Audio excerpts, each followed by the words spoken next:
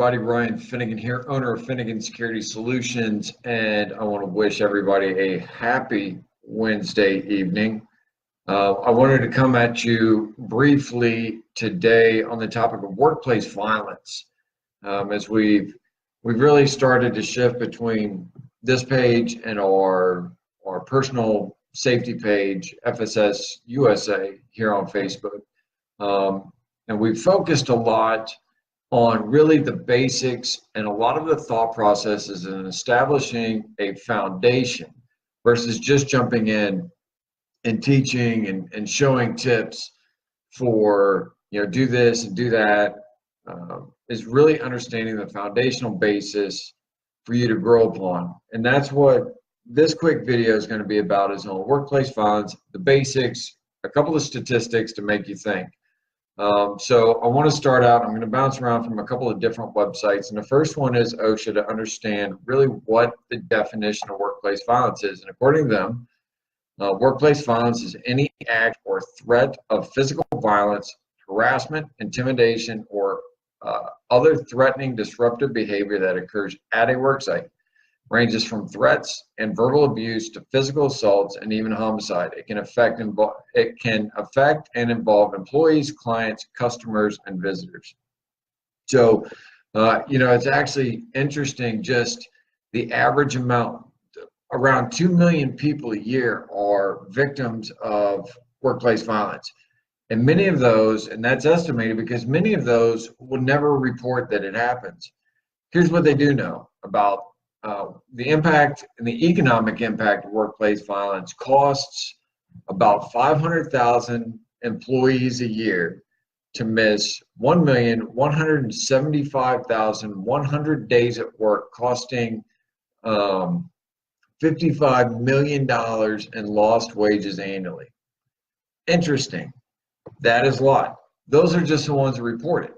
Imagine the ones that are being threatened, harassed, assaulted at work that don't say anything, that continue to go to work, or will take days off, whether it's a sick day or it's a personal vacation day, and not report the incident, either out of fear of reprimand.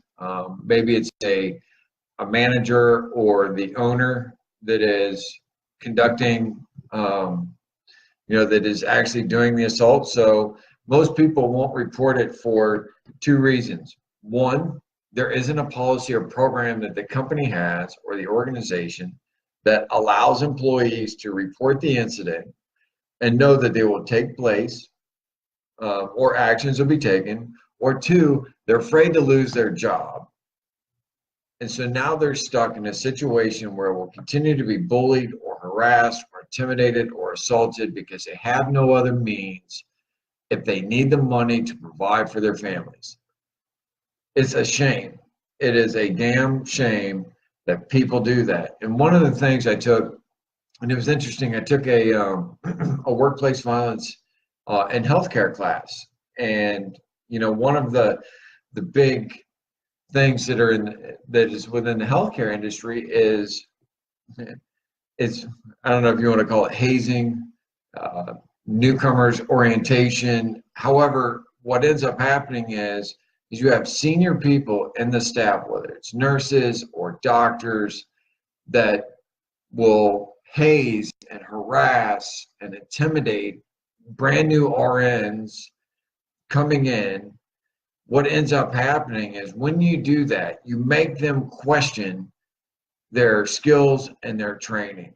How ridiculous and immature and freaking stupid is it for you to pass on this hand-me-down tradition that now they start to question their decisions and their ability to make the right decision, and it puts you and me and our families and our community at risk, because that's the way that it always has been.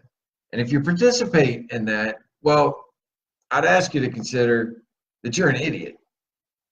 And just because something happened to you doesn't mean that it's going to happen to somebody else. And I'll give you an example. When I was a Marine Corps close combat instructor and a Marine Corps martial arts instructor, we had some very intense training.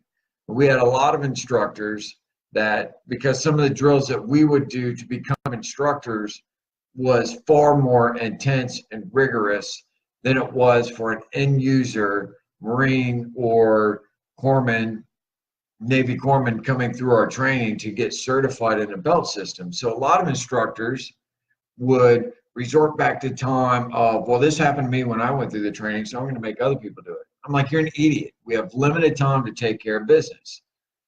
So let's train. And it is the same thing when employees check in or work in under you. Yeah, if you do some newcomers orientation, funny guy stuff, whatever, right? But if you're playing a game that puts people's lives at risk, you're a danger to society and you need to knock it off.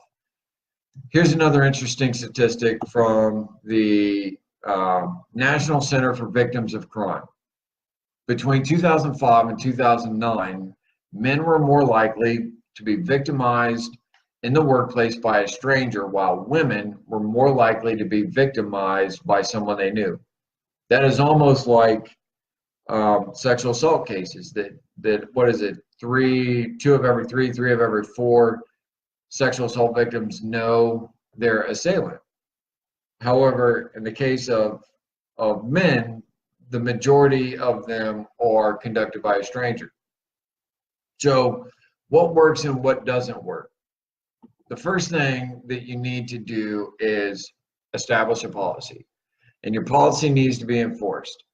It doesn't need to be so rigid and inflexible where you have a zero tolerance policy where you can't either discipline or reprimand an employee for a, let's call it a low level offense. If you have a 100% no tolerance policy, that person is gone. But you need to have a policy in place that is enforceable, and the staff needs to understand what the policy is, and they need to know their role in being able to report a workplace violence incident, and they need to know that the management from the top executives down, whether you're a five-man bar and restaurant to a large multi 200,000 employee organization, knows that from the top down that you do not tolerate and will not tolerate the harassment, intimidation, or assault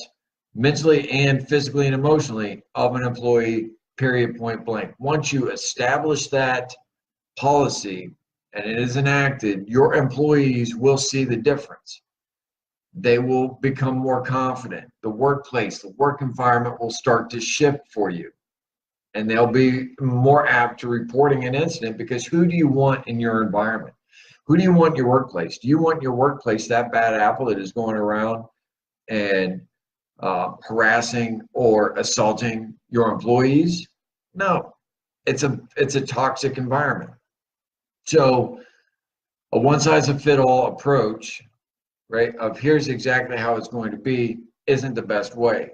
Having denial that a problem is occurring or could occur in your organization isn't going to work to ensure that you are providing a safe environment, right? Ignoring respect, a lack of collaboration, a collaboration between employees is important.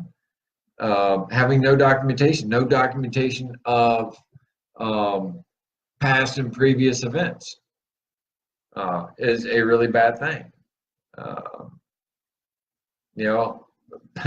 It says in this document I'm looking at from, I think it's from the FBI, passing around bad apples. What does that mean? In the Marine Corps, we used to say mess up, move up. Is you just keep them within the organization and you keep moving them around versus letting them go for whatever reason. And this is why it's key when you write your policy, is to ensure that legal looks at it from a legal standpoint, and that your human resources office plays a part in it, so that if you need to fire an employee for that, that your documentation and your policy will stick when you need to let that employee go.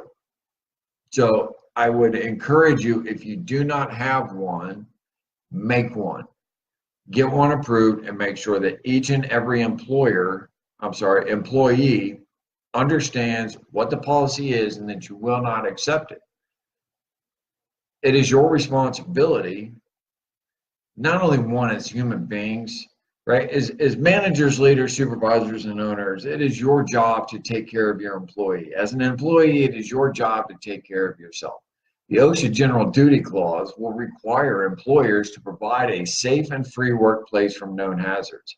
If you don't know that workplace violence can happen in your location, look at YouTube, look at Trader Joe's, look at Aurora, Colorado, at the theater shooting, schools, churches, car dealership in LA. I think it was a Lexus dealership, right? There is no one immune from a potential workplace violence event. But what happens is, and what will save you is training.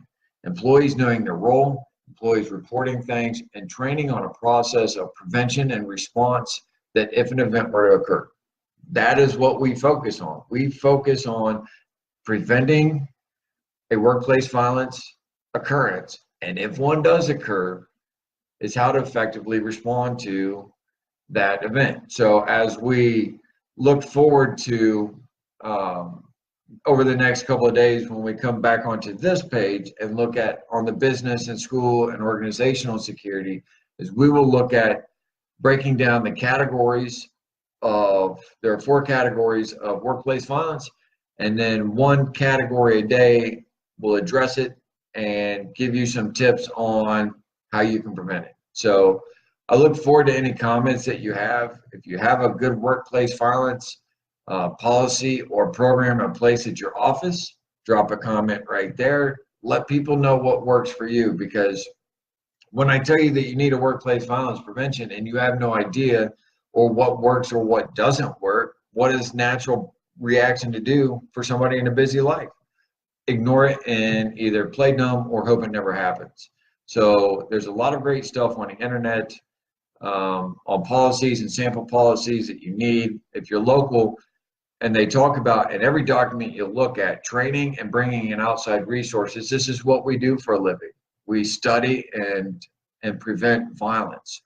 So don't think that you have to do this alone, and don't think that you have to figure it out and become some subject matter expert, right?